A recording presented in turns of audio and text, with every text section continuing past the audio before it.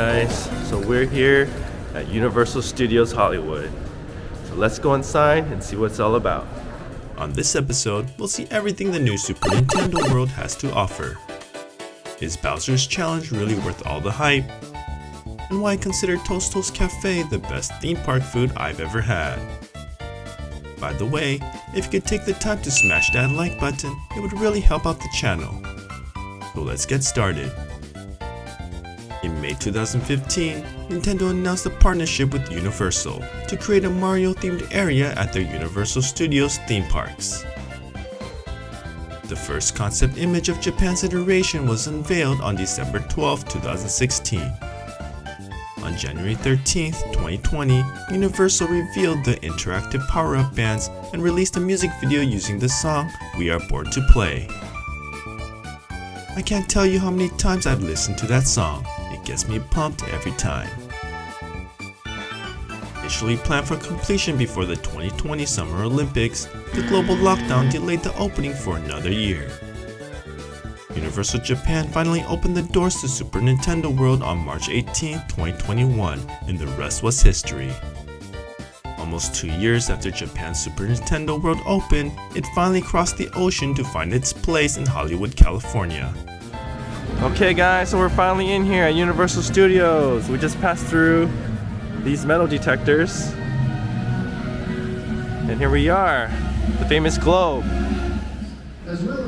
Alright, so we got the early access tickets. So we're gonna have a chance to go in early. So I guess the email is the one that has the ticket on it. Yep, there you go. So don't lose the email, guys. Keep the email so you can get in for early access. So the early access allows us to go in by 8. Okay, we're in at Universal Studios Hollywood. Alright, we're going into the gift store right at the entrance. And I guess she's trying to look for the wristband. Got the Boo going on, 20 bucks. You can get this item for $20. Plenty of apparel. You can score this shirt for $49.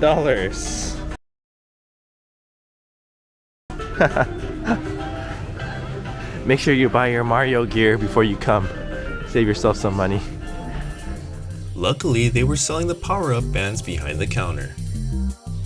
I initially thought they were $20, but it turns out they were $40. That was a big sticker shock, but I guess it's all part of the experience. Okay, I thought they were $20 each. Apparently it's $40 each for the wristbands, so prepare yourself. After purchasing the power-up bands, the next step is to download the Universal Studios app. The app has its own section for Super Nintendo World. Get started by scanning the QR code on your band and naming your character. The Super Nintendo World app will keep track of the coins, keys, and stamps collected while exploring the area. You can get coins by hitting punch blocks while wearing the band. Keys are earned by playing games. And stamps are earned by completing achievements, where they can be found in random locations. You can also view the map of the area, which gives a short story about Bowser Jr. There's also a ranking section so visitors can see how they compare to other guests. Your record will persist on any future visits. And apparently what you collect can unlock secrets on certain Nintendo Switch games. Really interesting tech that binds the live world with the virtual world. It's really nice being here early in the morning. No crowds. I think the park opens up at 9 o'clock, so we pretty much have 1 hour to ourselves here. Yeah, we haven't been here for like 6 years. So it's our return back to Universal. Oh, 8 years. Oh my gosh. It's been a long time. So they'll be scanning your tickets one more time for the early access before going down to Super Nintendo World. Thank you. Okay. Look at all these checkpoints. Just a FYI, no strollers allowed in Super Nintendo World. Okay, we're going in, finally.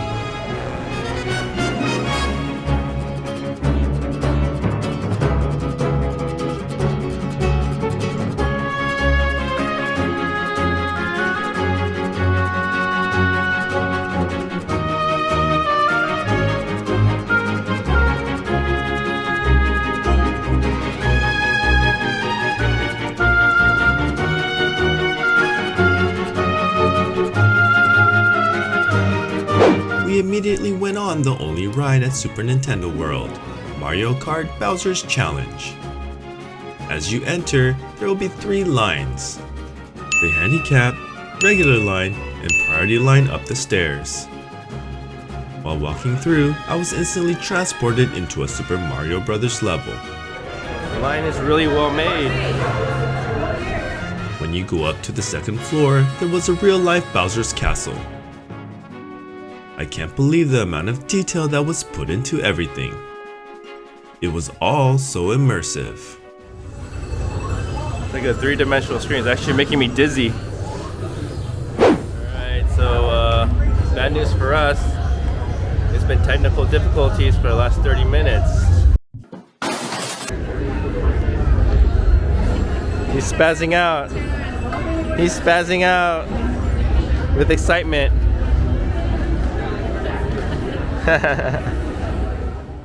I guess the risk of going on new rides is there's still some kinks to work out.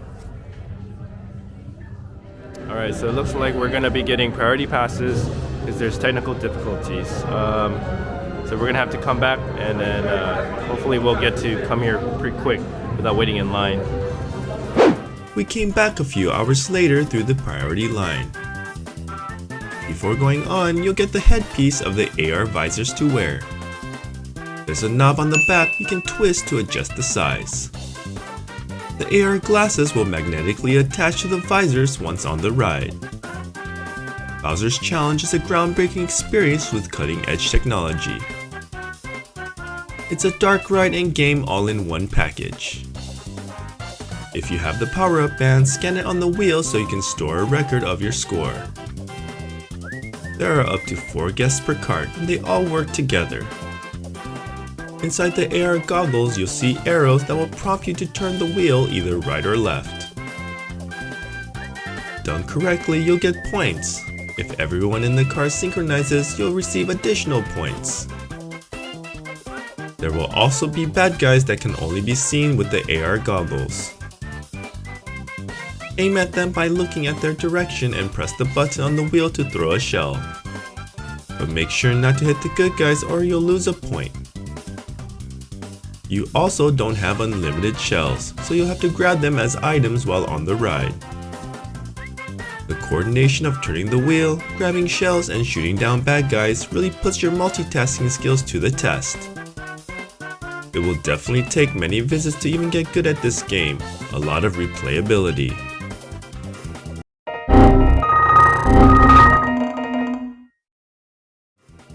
It seems we keep getting hit by bad luck. We got stuck on the middle of the ride for over 20 minutes. And I don't know if you can tell, but Nolan was traumatized. I mean, just look at his face. He'll be having nightmares of Mario Kart for a long time. Alright, there we go. Let's finish this off. Well, at least I finished my first round with 121 points. We definitely need to go on this again uninterrupted. So we were pretty much stuck on that ride for like 20-25 minutes. But here it is, Mario Kart. First time riding this ever. Awesome. We're gonna have to do it again where it doesn't have technical difficulties. Sorry. Make sure you drop off your visors in the bin. Okay, just drop off the visor. After Bowser's Challenge, we exited through the gift shop. Nearby was the ranking screens which seemed to be glitching out on us. Man, the line for Mario Kart is out the door. Crazy. They have these kiosks where you can buy your wristband. By the way, if you plan to do a meet and greet with one of the characters, make sure you take note of the time. They only allow a certain amount of people per slot. They have Mario and Luigi in one location and Princess Peach in the other. If you pay attention, you'll notice that the eyes blink and the mouths move. Even the characters are high-tech. So cool. Now let's talk about the different mini-games. The ingenious concept behind Super Nintendo Land is that the entire area is essentially a video game. Every minigame is activated by tapping the power-up band onto a key icon. Each minigame played gives an opportunity for guests to earn a key. Collect 3 keys and you unlock the final boss. More about the final boss later in the video. The first game we played was the Goomba Crazy Crank. Roll the crank forward at a rapid pace to prevent the Goomba from going forward. Just make sure to keep turning until you hear the success music. Alright, whatever. Okay, no, let go. This may be the easiest key to earn. The next game was the Koopa Troopa Power Punch. This is a timing-based challenge and you only have 3 chances to hit the Koopa Troopa. Punch the first power block so that the last power block lights up just when the shell is in the middle of the pipe.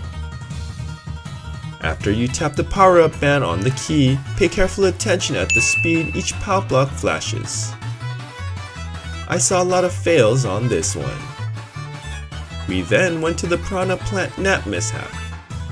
Pro tip, this mini game had the longest line, so we made sure to have one parent save a spot while the other parent waited in the shorter lines.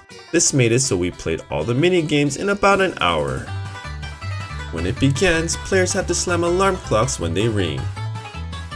If successful, the Piranha Plant will go back to sleep. The last game is the Thwomp Panel Panic. The goal is to flip each tile from blue to yellow before the time limit ends. This was my favorite game on the list. There's something satisfying about turning everything to one color. Now that most of the minigames are complete, you can spend the rest of your time collecting coins or finding special M8-bit surprises. We were only able to find Mario and Luigi near the Frosted Glacier area. If anyone knows where Peach and Bowser is, please leave a comment down below. In the same location where the Luigi M8-bit surprise is, there are these AR binoculars.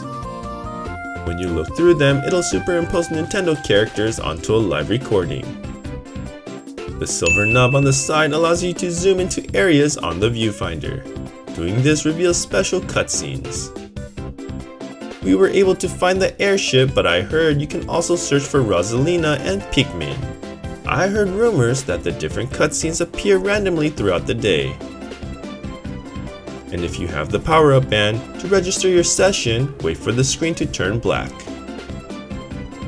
This allows users to collect stamps whenever one of these cutscenes are revealed. I also found a handy stamp guide online that shows how to collect everything. Believe me, you won't be able to get all these in one visit. If you have a completionist tendency, you'll need an annual pass at the minimum. Whoever came up with this idea is an evil genius. After all the fun, we were getting pretty hungry. We made sure to make some reservations early in the morning. You can scan the QR code on their menu. This reservation just makes sure you get a spot when things get crowded. Right at the entrance, it looks like you can use your power-up bands to get a one-time gift. Indulge in tasty dishes crafted by Chef Toad and watch playful scenery of the Mushroom Kingdom through the window. I have to mention this, but Universal and Nintendo didn't hold anything back with the design of this restaurant. We made our order and waited in line to be seated. This device allows the waiters to find our table, but why is our number 33? Illuminati confirmed.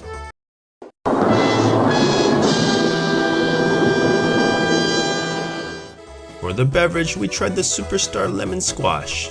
It was sweet and refreshing. I especially like the tropical boba that pops in your mouth. For the main course, we got the Fire Flower Spaghetti, Mario Burger, and the Luigi burger. We shared the toadstool cheesy garlic knots. And because the girls gotta watch her figure, my wife ate the super mushroom soup. Spaghetti is pretty decent here. A little spicy though. That's yummy. Just a good amount of spice. That's super yummy. It's yummy, but slightly spicy. Maybe not for the kids. And the meatball. Does it? What does the burger taste like? Is it like like a Carl's Jr. or better than Carl's Jr.? It's better than Kyle's. Better than Carl's Jr. And they each got their little hats to keep it together. These are big burgers. It's yummy. That's a chicken sandwich that no one's eating. That one is not a burger. Yeah, this one is like this one's like a clam chowder. Tastes good. It comes mushroom soup. It comes in with a little mushroom bowl. We gotta take this home and use it. Wait. You're not allowed to. Oh no! I thought this was for take home. Never mind. You gotta leave this here. Yeah, you can't take Oh, it. never. So this all tastes pretty decent, except for the Luigi burger. It's slightly bland. You know what? They just What I did, I take this green sauce, dip it, and then take a bite.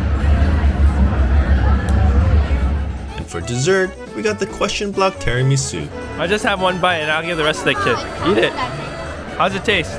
Like a chocolate? Yeah, chocolate. No, that was a chocolate. Okay. I have one bite. One bite of the tiramisu. Dylan, listen. Very good. Chocolatey. Overall guys, we give this meal a thumbs up. You can't go wrong with Toasto Cafe. I'd also like to mention that there's a scene of Koopa's airship attacking Mushroom Kingdom every 15 minutes. It was cool to watch, but the workers must be sick of seeing it. We're leaving Super Nintendo World for the day. We're gonna probably be coming back at night though. While we were on the upper level of the park, we went to guest services to see if they can give us another priority pass, since we got stuck on the Mario Kart ride for over 20 minutes. Alright, so we just went to guest services because of that technical difficulty at Mario Kart. And we got ourselves another priority pass. So now we get to skip the 3-hour wait. It was now time to go back to Super Nintendo World for some unfinished business. Remember when we collected all those keys? Well, if you have at least 3 of them, you can enter the super secret Bowser Jr.'s castle. There was a bit of a wait, so we passed the time by hitting blocks. And don't forget to use your power-up band on the treasure chest. You can get a stamp for that. Before going into the final boss challenge, you go into a waiting area where players get a short tutorial. You've done well to make it this far. Up ahead is your final showdown with Bowser Jr. When bob-ombs are tossed at you, use your arms to swat them away. Got it? Swat bob-ombs away. When bullet bills fly toward you, duck to dodge them. Don't forget, duck to dodge bullet bills. Jump to hit a question mark and get a power-up. When you get a fire flower, swing your arms to throw fireballs. Yes, swing your arms to throw fireballs.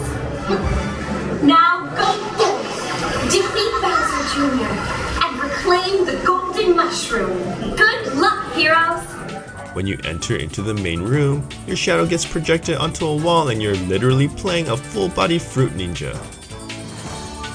It was so much fun, I didn't want it to end. Unfortunately, the only way to play again is to grab 3 more keys. This is how addiction begins. Woo! That was fun. That was a fun game. Well, it was time to experience Bowser's challenge the way it was meant to be, without any technical difficulties. It was even better the second time because now I had a bit of experience. Still need more practice though. And one of the best part about being at Super Nintendo World is being here in the evening. Seeing everything lit up at night was like a totally different experience. Oh, and look, we found Bowser. Thank you for watching, and if you enjoyed this video, here's some more suggestions. And as always, please like, subscribe, and press the bell for notifications. And I'll see you on the next Kim's Adventure.